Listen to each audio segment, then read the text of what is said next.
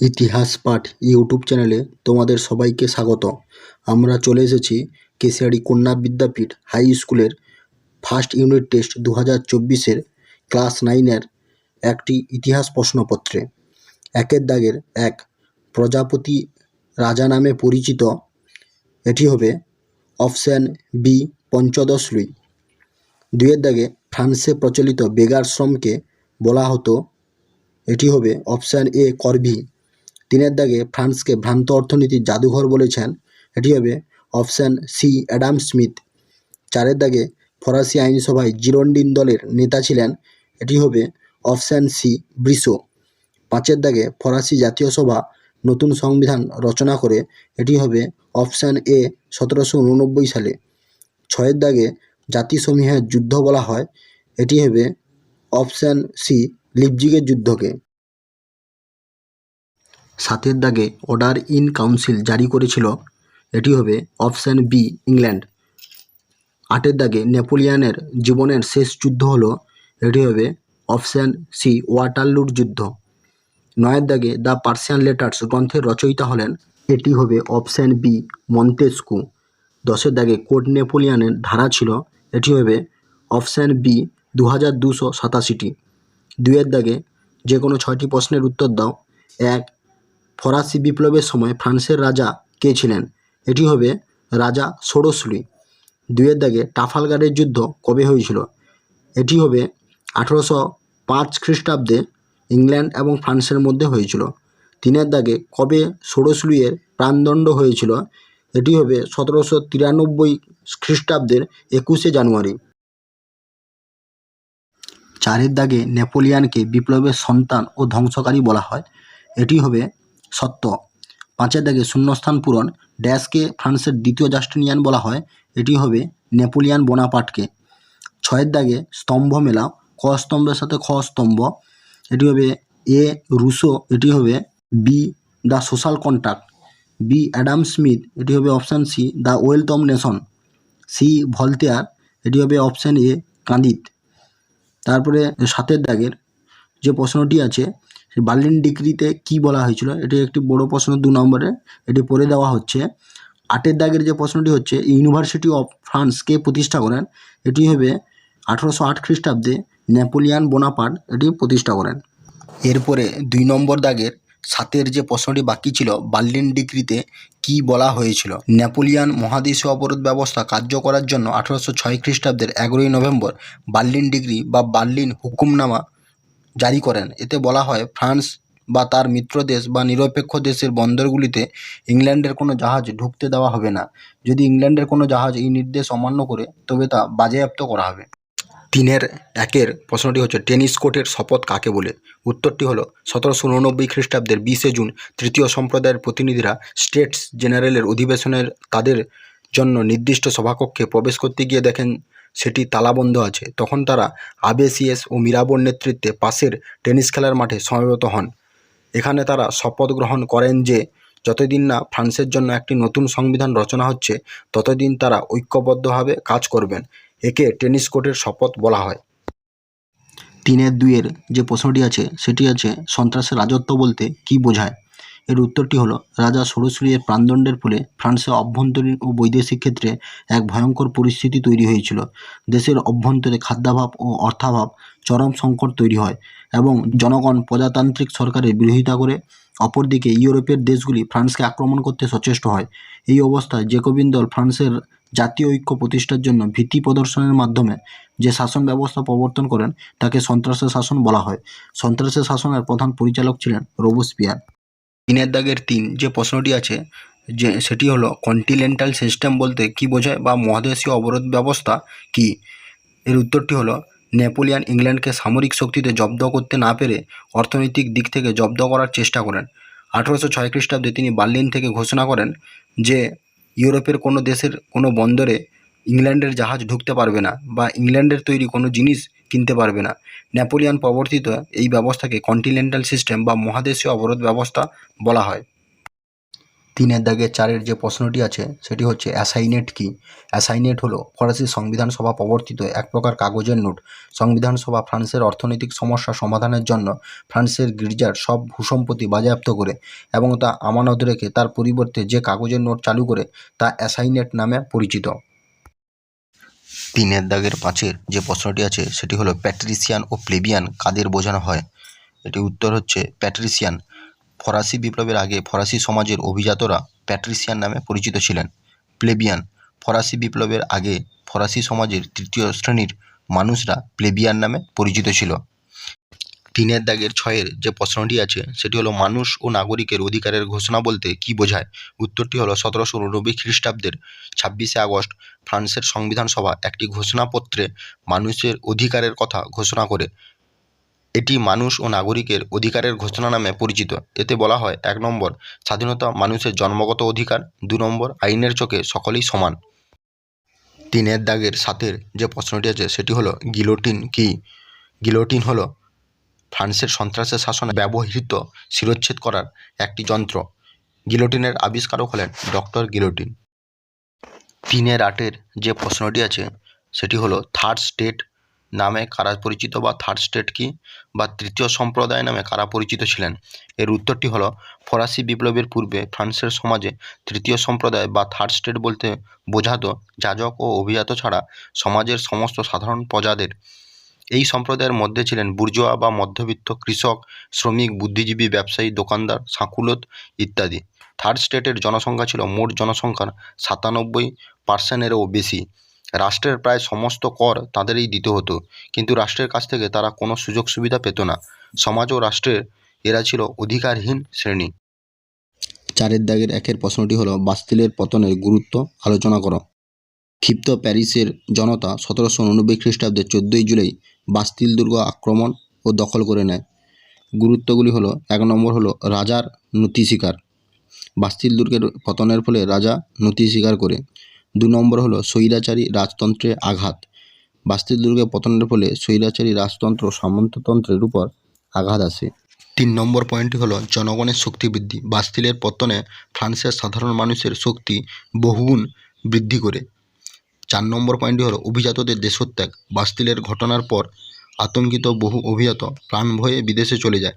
উপসংহার: বাস্তিলের পতনের পর প্যারিসের শাসন ক্ষমতা বুর্জোয়ারা দখল করে নেয়। ঐতিহাসিক গুডউইন বলেছেন যে বাস্তিলের পতনের মতো বহুমুখী ও সুদূর প্রসারী ঘটনা বিপ্লবে আর ঘটেনি। 4-এর 2-এর যে প্রশ্নটি হলো সেটি হলো শতদিবসের রাজত্ব বলতে কি বোঝো। এর উত্তরটি হলো চতুর্থ শক্তি জোটের কাছে পরাজিত হয়ে নেপোলিয়ন সিংহাসন ত্যাগ করে এলবা দ্বীপে নির্বাসনে যেতে বাধ্য হন। শতদিবসের রাজত্ব নেপোলিয়ন নির্বাসন থেকেও মানসিকভাবে ভেঙে না পড়ে হারানো ক্ষমতা ফিরে পাওয়ার সুযোগ খুঁজতে থাকেন। 1 নম্বর পরিস্থিতি হচ্ছে ইউরোপের পরিস্থিতি। নেপোলিয়ন নির্বাসনকালে ইউরোপের ঘটনাবলীর দিকে তীক্ষ্ণ নজর রাখেন। এই সময় ফরাসি রাজা অষ্টাদশ লুই জনগণের কাছে শীঘ্রই অপ্রিয় হয়ে ওঠেন এবং ভিয়েনা সম্মেলনে বিজয়ী শক্তিবর্গের মধ্যে মতবিরোধ দেখা দেয়। 2 নম্বর হচ্ছে ফ্রান্সের প্রত্যাবর্তন। ফ্রান্স ও ফ্রান্সের বাইরে জটিলতার পরিস্থিতিতে নেপোলিয়ন এলবা দ্বীপের নির্বাসন ত্যাগ করে গোপনে ফ্রান্সে ফিরে আসেন। তিনি 1050 জন সৈন্য নিয়ে 1815 খ্রিস্টাব্দের 1 মার্চ ফ্রান্সের কান শহরে হাজির হয়ে রাজধানী প্যারিসের দিকে যাত্রা শুরু করেন। 3 নম্বর পয়েন্টটি হলো জনতার অভ্যর্থনা। প্যারিসে যাত্রাকালে ফ্রান্সের সাধারণ মানুষ নেপোলিয়নকে বিপুল অভ্যর্থনা জানায় এবং বহু সেনা তার পক্ষে যোগ দেয়। 4 নম্বর পয়েন্টটি হলো সম্রাট হিসেবে ঘোষণা। নেপোলিয়ন নিওনগরীতে পৌঁছে নিজেকে সম্রাট হিসেবে ঘোষণা করলে অষ্টাদশ লুই সিংহাসন ছেড়ে পালিয়ে যান। এই পরিস্থিতিতে 20 মার্চ থেকে 29 জুন মোট 100 দিন রাজত্ব করেন। এই ঘটনা ইতিহাসে শতদিবসের রাজত্ব নামে পরিচিত। উপসংহার: নেপোলিয়ন শেষ পর্বে শতদিবসের রাজত্ব করলেও শক্তিশালী সরকার গঠন করতে পারেননি। তার ক্ষমতা লাভের খবর পেয়ে বিরোধী মিত্রশক্তি আবার ঐক্যবদ্ধভাবে তাঁকে আক্রমণ করে। শেষ পর্যন্ত 1815 খ্রিস্টাব্দে ওয়াটারলুর যুদ্ধে পরাজিত হয়ে তিনি সেন্ট হেলেনা দ্বীপে চিরনির্বাসিত হন। 4-এর দাগের 3-এর যে প্রশ্নটি আছে সেটি হলো নেপোলিয়নকে কি বিপ্লবের সন্তান ও বিপ্লবের ধ্বংসকারী বলা যায়। এখানে আমরা আলোচনা করব নেপোলিয়নকে কি বিপ্লবের সন্তান বলা যায়। প্রথম কনসাল হিসেবে চূড়ান্ত ক্ষমতার অধিকারী হলেও নেপোলিয়ন অনুধাবন করতে পেরেছিলেন যে বিপ্লবের ফলে ফরাসিদের মনে যে উচ্চাশার সৃষ্টি হয়েছে তা পূরণ করতে না পারলে খুব বেশি দিন ক্ষমতায় টিকে থাকা যাবে না। তাই তিনি নিজেকে বিপ্লবের সন্তান রূপে তুলে ধরেন। তিনি স্বাধীনতা ছাড়া বিপ্লবের অপর দুটি আদর্শ সাম্য ও মৈত্রীকে বাস্তবায়িত করতে সচেষ্ট হয়েছিলেন। প্রথম পয়েন্টটি হচ্ছে নেপোলিয়নের রাজপদে উত্থান। নেপোলিয়ন নিজে ছিলেন সাম্যের প্রতীক। অতি সাধারণ এক মধ্যবিত্ত পরিবারে জন্মগ্রহণ করেছিলেন তিনি। সিংহাসনের উত্তরাধিকারী না হয়েও ফ্রান্সের সম্রাট পদে আসীন হন জনগণের ভোটের দ্বারা। বিপ্লবের সাম্যবাদী আদর্শই জনগণের দ্বারা তার উত্থানকে সম্ভবপর করেছিল। দ্বিতীয় নম্বর পয়েন্টটি হলো বিপ্লবকালীন ফ্রান্সে সংবিধান সভা কর্তৃক প্রচলিত নিয়মগুলি বহাল রাখা। সংবিধান সভা 1789 খ্রিস্টাব্দের 4 আগস্ট সামন্ত প্রথা, ভূমিদাস প্রথা, সামন্ত কর, করভি বা বেগার খাটা, টাইট বা ধর্মকর ইত্যাদির বিলোপ সাধন করেছিল। নেপোলিয়ন এইসব বিপ্লবী নিয়মগুলিকে বহাল রেখে বিপ্লবকে সম্মান জানিয়েছিলেন। 3 নম্বর পয়েন্টটি হচ্ছে আইনি অধিকার প্রতিষ্ঠা। নেপোলিয়ন ফ্রান্সের বিভিন্ন স্থানে প্রচলিত আইনগুলির মধ্যে সমন্বয় সাধন করে কোড নেপোলিয়ন প্রণয়ন করেন। এর ফলে ফ্রান্সে আইনের চোখে সমতার নীতি প্রতিষ্ঠিত হয়। 4 নম্বর পয়েন্টটি হলো বিপ্লবের স্থায়িত্ব প্রদান। বিপ্লবী ফ্রান্সকে রক্ষা করার জন্য নেপোলিয়ন একাধিকবার প্রতিক্রিয়াশীল বিভিন্ন শক্তির বিরুদ্ধে প্রতিরোধ গড়ে তুলে ফ্রান্স ও বিপ্লব উভয়কেই রক্ষা করেছিলেন। 5 নম্বর ইউরোপে বিপ্লবের আদর্শ প্রসার। ফ্রান্সের পাশাপাশি ইটালি, জার্মানি সহ ইউরোপের অন্যান্য রাষ্ট্রেও নেপোলিয়ন বিপ্লবের আদর্শের প্রসার ঘটান। তার শাসনাধীন ওইসব দেশে সামন্ত প্রথার অবসান হয় এবং আইনের মাধ্যমে সাম্য প্রতিষ্ঠিত হয়। দ্বিতীয় পার্টের যে প্রশ্নটি ছিল যে নেপোলিয়নকে বিপ্লবের কি ধ্বংসকারী বলা যায়, এটি হচ্ছে উত্তরটি হলো নেপোলিয়ন বোনাপার্ট বিপ্লবের 3টি আদর্শের মধ্যে সাম্য ও মৈত্রীর আদর্শ প্রতিষ্ঠা করলেও স্বাধীনতার আদর্শ সহ বিভিন্ন বৈপ্লবিক ভাবধারাকে ধ্বংস করেন। তার সংস্কারের প্রকৃতি বিশ্লেষণ করলে বিষয়টি স্পষ্ট হয়ে ওঠে। নেপোলিয়ন যখন স্বাধীনতা বা গণতন্ত্রকে পদানত করে স্বৈরতন্ত্র প্রতিষ্ঠা করেন তখন তিনি ছিলেন বিপ্লবের ধ্বংসকারী। এক্ষেত্রে তিনি নিজেই স্বীকার করেছিলেন, আমি বিপ্লবকে ধ্বংস করেছি। 1 নম্বর পয়েন্টটি হলো বংশানুক্রমিক রাজতন্ত্র প্রতিষ্ঠা। ফরাসি বিপ্লবের দ্বারা রাজতন্ত্রের অবসান ঘটলেও 1804 খ্রিস্টাব্দে নেপোলিয়ন নিজেকে সম্রাট হিসাবে ঘোষণা করে ফ্রান্সে পুনরায় বংশানুক্রমিক রাজতন্ত্র প্রতিষ্ঠা করেন। রাজতন্ত্রের পুনঃপ্রবর্তন ও জাঁকজমকপূর্ণ উৎসব অনুষ্ঠান প্রবর্তনের মধ্য দিয়ে তিনি বিপ্লবের আদর্শ থেকে বিচ্যুত হয়েছিলেন। 2 নম্বর পয়েন্টটি হলো স্বাধীনতার আদর্শ ধ্বংস। নেপোলিয়ন ফ্রান্সে প্রতিনিধিত্বমূলক প্রতিষ্ঠানকে তুলে দিয়ে গণতন্ত্রের মুখোশে পুলিশি রাষ্ট্র স্থাপন করেন। রাজনৈতিক দলগুলির স্বাধীন কার্যকলাপ সীমাবদ্ধ করে দেন। এছাড়া তিনি প্রাদেশিক আইনসভাগুলির ক্ষমতা, মানুষের বাক স্বাধীনতা, সংবাদপত্রের স্বাধীনতা এবং ব্যক্তি স্বাধীনতা খর্ব করেন, যা ফরাসি বিপ্লবের স্বাধীনতার আদর্শের পরিপন্থী ছিল। 3 নম্বর পয়েন্টটি হচ্ছে শিক্ষাক্ষেত্রে হস্তক্ষেপ। নেপোলিয়নের শিক্ষানীতির আসল উদ্দেশ্য ছিল শিক্ষিত সমাজকে সম্রাট ও রাষ্ট্রের অনুগত শ্রেণীতে পরিণত করা। তিনি জ্যাকোবিনদের সার্বজনীন প্রাথমিক শিক্ষানীতি বাতিল করে বিপ্লবের আদর্শকে ধ্বংস করেন। নারী শিক্ষার ক্ষেত্রেও তিনি ছিলেন উদাসীন। 4 নম্বর পয়েন্টটি হলো ধর্মীয় ক্ষেত্রে বিচ্যুতি। তিনি ফরাসি বিপ্লবকালের ধর্মীয় নীতির বেশ কিছু ভাবধারার বর্জন করেছিলেন। 1801 খ্রিস্টাব্দের ধর্মীয় মীমাংসা চুক্তির মাধ্যমে ক্যাথলিক চার্চের ক্ষমতাকে পুনঃপ্রতিষ্ঠা করেন। 4 নম্বর দাগের 4-এর প্রশ্নটি হলো ফরাসি বিপ্লবের অর্থনৈতিক কারণগুলো আলোচনা করো। উত্তর, ফরাসি বিপ্লব আধুনিক বিশ্বের ইতিহাসে একটি অন্যতম গুরুত্বপূর্ণ ঘটনা। ঐতিহাসিক কোবান ফরাসি বিপ্লবকে অসংখ্য ছোট বড় খরস্রোতা নদীর সমন্বয়ে ছড়িয়ে পড়া ভয়ানক বন্যার সঙ্গে তুলনা করেছেন। ফরাসি বিপ্লবের অর্থনৈতিক কারণ। বিভিন্ন অর্থনৈতিক কারণ ফরাসি বিপ্লবের জন্য বিশেষভাবে দায়ী ছিল। যেমন 1 নম্বর হচ্ছে সরকারি অপব্যয়। ফরাসি রাজপরিবারের অকাতরে অর্থ ব্যয় করে রাষ্ট্রের অর্থনৈতিক শক্তিকে দুর্বল করে দেন। চতুর্দশ লুই, পঞ্চদশ লুই ও ষোড়শ লুইয়ের আমলে সম্রাটসহ রাজপরিবারের অমিত ব্যয়িতা ও বিলাসিতা চরমে পৌঁছায়, ফলে ফরাসি রাজকোষ শূন্য হয়ে যায়। 2 নম্বর হচ্ছে ব্যয়বহুল যুদ্ধ। চতুর্দশ ও পঞ্চদশ লুই বিভিন্ন ব্যয়বহুল যুদ্ধে অংশ নিয়ে বিপুল অর্থ ব্যয় করেন। ষোড়শ লুই আমেরিকার স্বাধীনতার যুদ্ধে যোগ দিয়ে বিপুল অর্থ ব্যয় করেন, ফলে দেশে অর্থনৈতিক সংকট দেখা দেয়। 3 নম্বর হচ্ছে অধিকারভোগীদের আয়। ফ্রান্সে প্রায় অর্ধেক কৃষি জমিই ছিল যাজক ও অভিজাত সম্প্রদায়ের হাতে। জমি থেকে বিপুল আয় সত্ত্বেও তারা সরকারকে টেইলি বা ভূমিকর, ক্যাপিটেশন বা উৎপাদন কর, ভিংটিএমে বা আয়কর প্রভৃতি কর দিত না। তা সত্ত্বেও তারা রাষ্ট্রে বিভিন্ন ধরনের সুযোগ সুবিধা ভোগ করত। 4 নম্বর হচ্ছে তৃতীয় শ্রেণীর করের বোঝা। রাষ্ট্র, গির্জা ও জমিদাররা তৃতীয় শ্রেণীর কাছ থেকে বিভিন্ন ধরনের কর আদায় করত। টেইলি, ক্যাপিটেশন, ভ্যাংটিএমে প্রভৃতি প্রত্যক্ষ কর ছাড়াও তারা সরকারকে গ্যাবেল বা লবণ কর, ভোগ্য পণ্যের উপর কর, যাজকদের টাইদ বা ধর্মকর, এইডস বা মদ, তামাক প্রভৃতির উপর কর, করভি বা প্রভুর জমিতে বেগার শ্রমদান, সামন্ত প্রভুদের পদঘাট ব্যবহার, শস্য ভাঙানো ও জমি হস্তান্তরের জন্য কর, অন্যান্য অতিরিক্ত কর প্রভৃতি দিতে বাধ্য হতো। এত রকম কর মিটিয়ে কৃষকদের হাতে উৎপন্ন ফসলের মাত্র 20% অবশিষ্ট থাকত। 5 নম্বর হচ্ছে মধ্যবিত্তদের দুরবস্থা। অর্থনীতিবিদ অ্যাডাম স্মিথ মনে করেন যে বিপ্লবের আগে ফ্রান্স ছিল ভ্রান্ত অর্থনীতির জাদুঘর। ত্রুটিপূর্ণ অর্থনীতির জন্য দেশে দ্রব্যমূল্য ব্যাপক হারে বৃদ্ধি পেলে দরিদ্র মানুষ সীমাহীন দুর্দশার মুখে পড়ে। খাদ্য ও অন্যান্য দ্রব্যের মূল্য গরিব মানুষের ক্রয় ক্ষমতার বাইরে চলে যায়। অন্যদিকে ধনী বুর্জোয়া ব্যবসায়ী শিল্পপতিরা স্বাধীন ও অবাধ বাণিজ্যের জন্য শুল্ক ও নিয়ন্ত্রণ লোপের দাবি জানায়। মূল্যায়ন।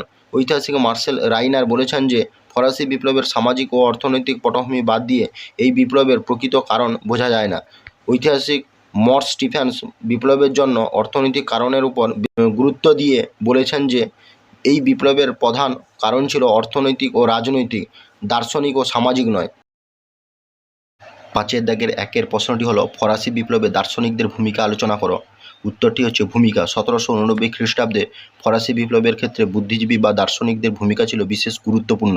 অষ্টাদশ শতাব্দীর ফ্রান্স ছিল জ্ঞানদীপ্তির যুগ।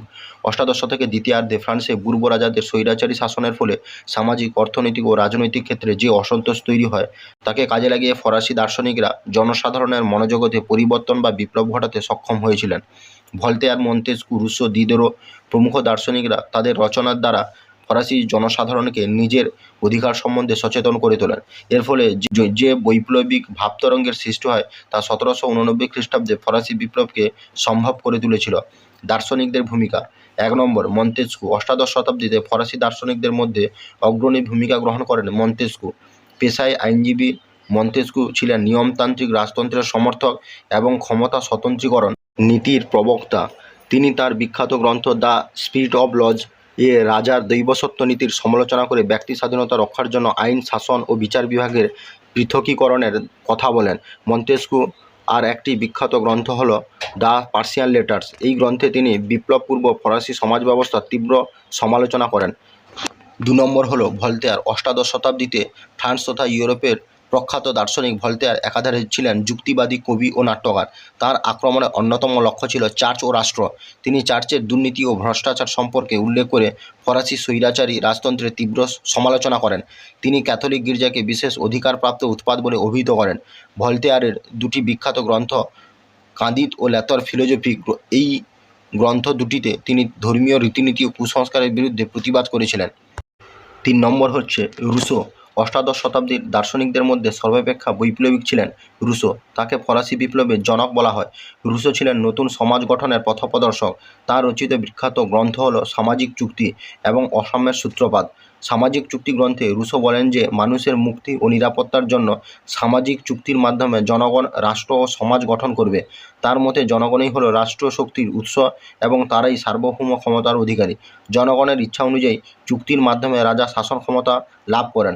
অসাম্যের সূত্রপাত গ্রন্থে তিনি বলেন, মানুষ স্বাধীন হয়ে এবং সমান অধিকার নিয়ে জন্মায়, কিন্তু বৈষম্যমূলক সমাজ ব্যবস্থা তাকে দরিদ্র ও পরাধীন করে দেয়। এক কথায় স্বৈরাচারী প্রজাতন্ত্রের বিরোধিতা করে রুসো সকল জনগণের সাম্য ও স্বাধীনতার কথা বলেছেন। 4 নম্বর হলো দিদেরো ও এলেমবার্ট। ফরাসি দার্শনিক ডেনিস দিদেরো ও দ্য এলেমবার্ট 35 খণ্ডের একটি বিশ্বকোষ সংকলন করেন। দর্শন, সমাজবিজ্ঞান, সাহিত্য প্রভৃতিতে সমৃদ্ধ এই বিশ্বকোষ পাঠ করে ফরাসিদের চিন্তাধারার ব্যাপক আলোড়ন সৃষ্টি হয়। দিদেরো বলেছেন, মানুষ তার চারপাশের অবস্থাকে নিয়ন্ত্রণ ও পরিবর্তন করতে পারে বলেই সে জীবজগতে শ্রেষ্ঠ। তার কথায় উদ্বুদ্ধ হয়ে ফরাসি জাতি নিজের ভাগ্যকে নিয়ন্ত্রণ করতে তৎপর হয়ে ওঠে। 5 নম্বর হচ্ছে ফিজিওক্র্যাটস। ফরাসি বিপ্লবের প্রাক্কালে ফিজিওক্র্যাটস নামে একদল অর্থনীতিবিদের আবির্ভাব হয়। এরা অর্থনৈতিক ক্ষেত্রে সরকারি নিয়ন্ত্রণের পরিবর্তে অবাধ বাণিজ্য ও শিল্প বেসরকারীকরণের পক্ষপাতী ছিলেন। এই গোষ্ঠীর অন্যতম নেতা ছিলেন কুয়েসনে। দার্শনিকদের ভূমিকার মূল্যায়ন। ফরাসি বিপ্লব সংগঠিত হওয়ার ক্ষেত্রে দার্শনিকদের ভূমিকা কতটা ছিল তা নিয়ে ঐতিহাসিকদের মধ্যে মতপার্থক্য আছে।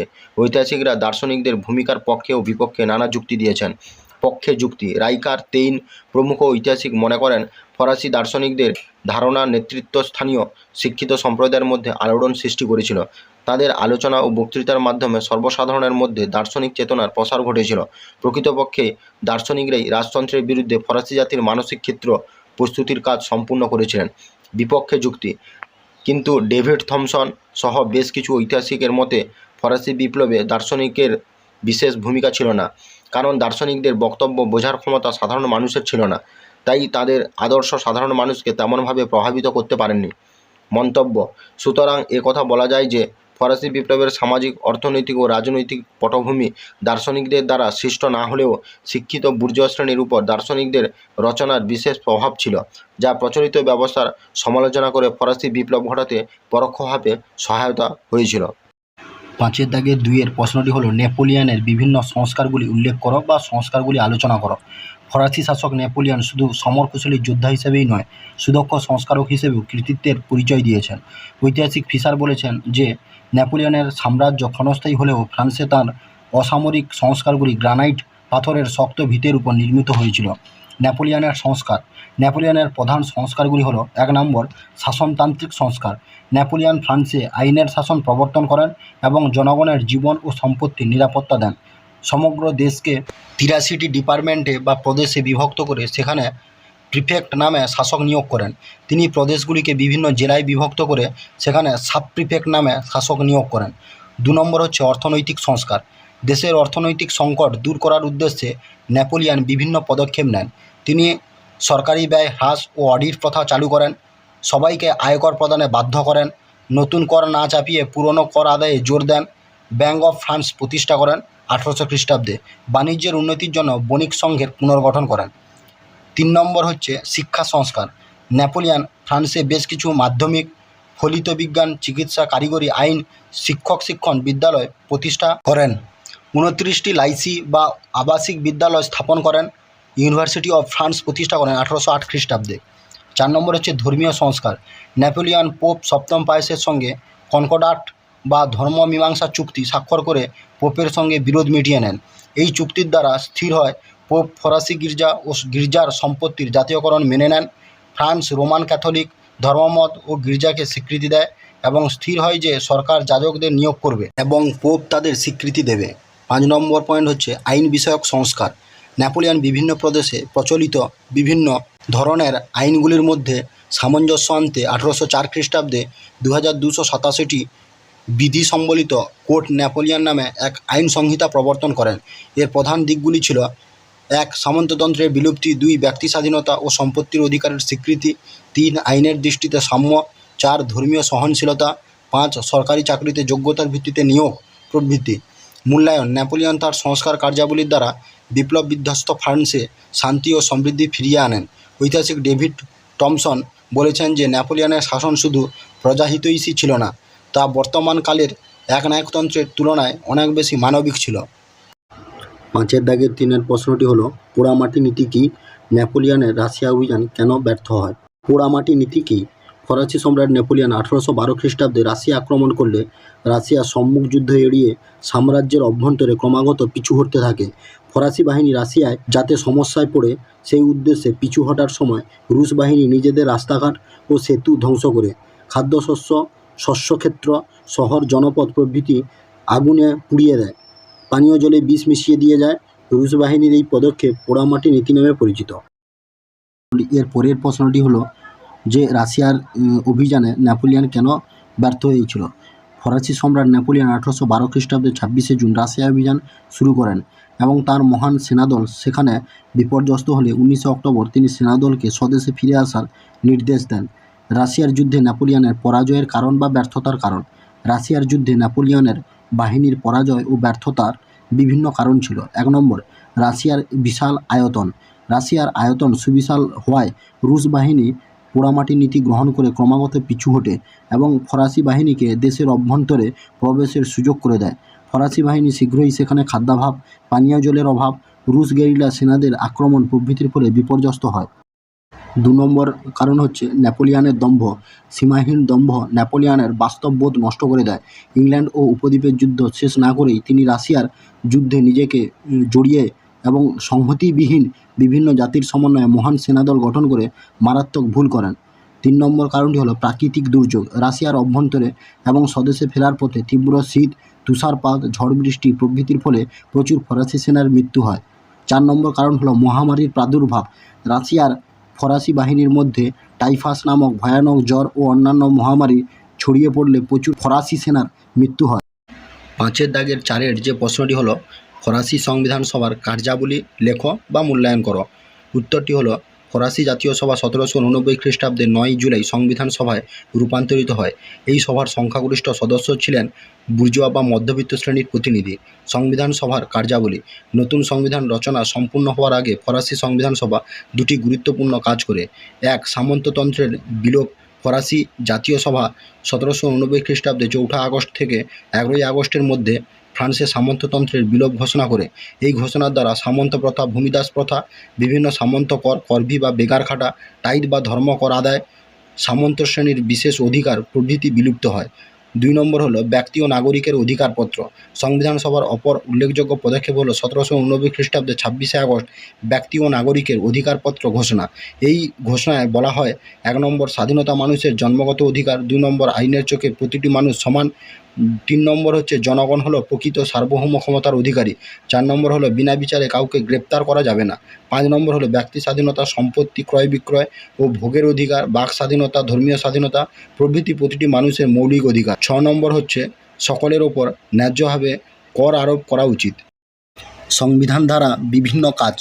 সংবিধান সভা 1789 থেকে 1791 খ্রিস্টাব্দ পর্যন্ত 2 বছর পরিশ্রম করে ফ্রান্সের প্রথম লিখিত সংবিধান রচনা করে। সংবিধানের দ্বারা বিভিন্ন পদক্ষেপ নেওয়া হয়। যেমন 1 নম্বর হচ্ছে শাসনতান্ত্রিক সংস্কার। সংবিধানের মাধ্যমে বিভিন্ন শাসনতান্ত্রিক সংস্কার করা হয়। 1 নম্বরে হচ্ছে শাসন, আইন ও বিচার বিভাগকে সম্পূর্ণ পৃথক করা হয়। 2 নম্বর হচ্ছে রাজার ক্ষমতা খর্ব করে ফ্রান্সে নিয়মতান্ত্রিক রাজতন্ত্র প্রতিষ্ঠা করা হয়। 3 নম্বর হচ্ছে রাজার আইন রচনা, রাজকর্মচারী ও বিচারকদের নিয়োগ, ইচ্ছামতো রাজকোষের অর্থ ব্যয় প্রভৃতি অধিকার হারান। 4 নম্বর হচ্ছে রাজার দৈব অধিকার বাতিল করে তাকে ফরাসি জাতির রাজা বলে ঘোষণা করা হয়। 5 নম্বর হচ্ছে রাজা আইনসভা প্রণীত আইন বাতিল করা বা আইনসভা ভেঙে দেওয়ার অধিকার হারান। 6 নম্বর হচ্ছে সম্পত্তির পরিমাণের ভিত্তিতে জনগণকে সক্রিয় ও নিষ্ক্রিয় 2 ভাগে ভাগ করে সক্রিয় নাগরিকদের ভোটাধিকার দেওয়া হয়। 7 নম্বর সমগ্র ফ্রান্সকে 83টি ডিপার্টমেন্টে বা প্রদেশে এবং প্রতিটি প্রদেশকে বিভিন্ন জেলায় বিভক্ত করা হয়। 2 নম্বর হচ্ছে অর্থনৈতিক সংস্কার। দেশের তীব্র অর্থ সংকট দূর করার উদ্দেশ্যে 1 নম্বর সব ধরনের পরোক্ষ কর তুলে দেওয়া হয়। 2 নম্বর জমি ও অস্থাবর সম্পত্তির ওপর কর আরোপ করা হয়। 3 নম্বর গির্জার যাবতীয় সম্পত্তি বাজেয়াপ্ত করা হয়। 4 নম্বর এই বাজেয়াপ্ত সম্পত্তি আমানত হিসেবে রেখে তার ভিত্তিতে অ্যাসাইনেট নামে কাগজের নোট চালু করা হয়। 5 নম্বর শ্রমিকদের ধর্মঘট ও ট্রেড ইউনিয়ন করার অধিকার কেড়ে নেওয়া হয়। 3 নম্বর হলো বিচার বিভাগীয় সংস্কার। 1 নম্বর সামন্ত প্রভুদের বিচারালয়গুলি বিলুপ্ত হয়। 2 নম্বর জনগণের নির্বাচনের দ্বারা বিচারক নিয়োগের সিদ্ধান্ত হয়। 3 নম্বর ফৌজদারি মামলায় জুরি প্রথা চালু হয়। 4 নম্বর বিনা বিচারে কাউকে বন্দী করা নিষিদ্ধ হয়। 5 নম্বর নিম্ন আদালতের রায়ের বিরুদ্ধে উচ্চ আদালতে আপিল করার সুযোগ দেওয়া হয়। 4 নম্বর গির্জা ব্যবস্থা সংস্কার। সংবিধান সভা গির্জা ব্যবস্থা সংস্কারের উদ্যোগ নেয়। 1 নম্বর গির্জার যাবতীয় সম্পত্তি বাজেয়াপ্ত করে সেই সম্পত্তির আমানতের ভিত্তিতে অ্যাসাইনেট নামে কাগজের নোট চালু করা হয়। 2 নম্বর civil constitution of the clergy বা ধর্মযাজকদের সংবিধান নামক দলিল দ্বারা গির্জার ওপর পোপের যাবতীয় আধিপত্যের অবসান ঘটে। গির্জা একটি রাষ্ট্রীয় দপ্তরে পরিণত হয়। 3 নম্বর যাজকদের জনগণের দ্বারা নির্বাচন ও সরকার থেকে বেতন প্রদানের নিয়ম চালু হয়। মূল্যায়ন। ফরাসি সংবিধান সভা বিপ্লবকালে পুরাতন তন্ত্রের ব্যাপক ধ্বংস সাধন করে। ঐতিহাসিক কার্লটন হেইজ বলেছেন যে এত অল্প সময়ে এত ব্যাপক ধ্বংস সাধন আর কোনো আইনসভা করতে পারেননি। অবশ্য ঐতিহাসিক মাদেলা বলেছেন যে এই ব্যাপক সংস্কার কার্য ইতিহাসে অদ্বিতীয় হলেও আসলে তা ছিল জীর্ণ ও ভঙ্গুর।